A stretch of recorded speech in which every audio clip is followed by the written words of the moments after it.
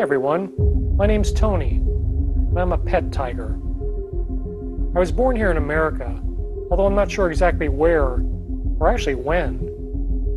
I remember I could feel my brothers and sisters lying next to me and I could smell my mom nearby. But then, we were taken away from her and I never got to see my mom. As a cub, my eyes were closed for the first week or so of my life, and all I wanted to do was be with my mom. Instead, I was passed around to different people and was only offered bottled milk formulas, which tasted pretty gross, and they didn't even bother to warm it up half the time. But I had nothing else, so I drank what I could because I was so hungry. When I was finally able to open my eyes, I discovered that me and my 3 brothers and 2 sisters were being kept in a cage in someone's backyard. I could hear other tigers nearby, and we were all cold and didn't really have room to do anything except huddle together and try to stay warm. We were all scared without our mom to keep us safe, and I felt pretty sick. This was my life for the first few weeks. Then it got much worse. You see, what I've learned since then is that we were owned by a backyard breeder. These people are constantly breeding big cats and other exotic animals to profit from them, and definitely don't care about animal welfare or conservation as they often claim. All they care about is making money. When my brothers and sisters and I were only a few weeks old, we got split up. I was shoved into a pet carrier with one of my brothers, and we spent hours and hours driving somewhere. We never saw our brother and sisters again. We finally arrived at an enormous building and were taken inside. I remember it being very bright and the noise was just unbearable. There were people everywhere talking and shouting, and all of them wanted to hold and pet us. Worst of all were the photos. We'd be passed around to children and their families who'd hold us so we could barely breathe, and then there would be a giant flash that blinded my sensitive eyes, and this would go on and on. All we really wanted to do was sleep, but we were constantly awakened so someone could handle us or to have their picture taken with us. After a few days of this, we'd move on to another location.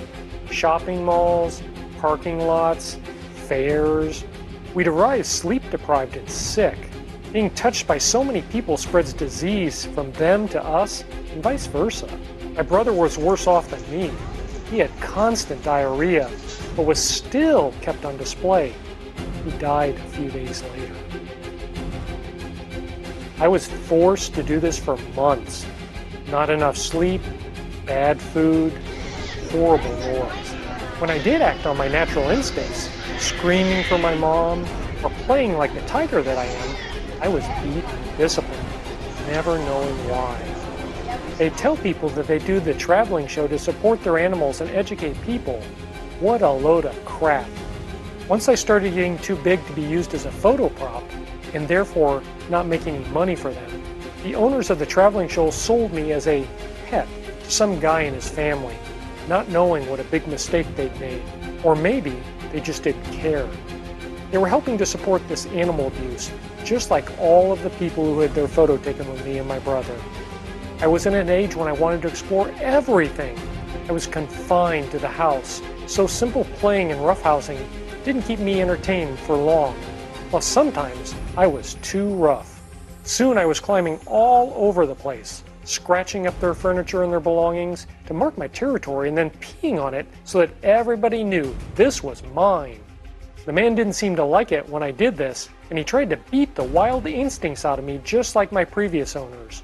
Then after a while, when I was really starting to look like a tiger, getting bigger and becoming more mature, they stuck me outside, and for the past 5 years, I've been living in an 8x8 cage in their backyard. Tigers roam hundreds of square miles in the wild, and all I've got is this chain link walls and concrete. I'm always bored. I have nothing to look forward to apart from food, and what he feeds me isn't very nice and nowhere near enough.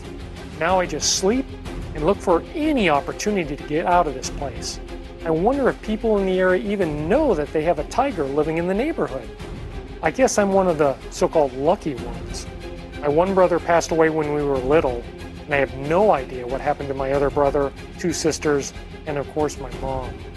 I hear some exploiters also force tiger cubs to swim with paying customers because they can't scream or play like tiger cubs do when they're swimming for their lives. They may have also been sold as so-called pets or to roadside zoos. They could still be traveling around the country, living their lives stuck in transport cages and being pointed at by unknowing children and their families.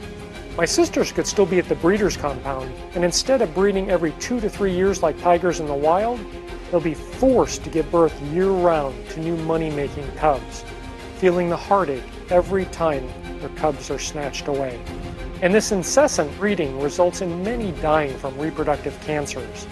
Worse yet, they could have been used in canned hunting operations where hunters pay a fee to shoot exotic animals in confined spaces with no chance of escape, which gives the hunters no chance of missing out on their trophies. Tigers are also commonly killed for their body parts, many of which are used in traditional Asian medicine, and their meat is also sold in countries, including America, to consumers who just have to try lion tacos or tiger steaks. This also provides a smokescreen for the illegal poaching of big cats in the wild, because you can't tell where your animal came from. Right now, my outlook is bleak. I can live to be over 20 years old in captivity, which means another 15 years stuck in this tiny cage, where I receive no routine vet care, eat a poor diet, and it's unlikely that my owners will want to pay the expense for any of the medical care that I may need in the future. There's thought to be only around 3,000 tigers left in the wild, but there's an estimated 5,000 to 10,000 privately owned tigers and other big cats in the United States alone.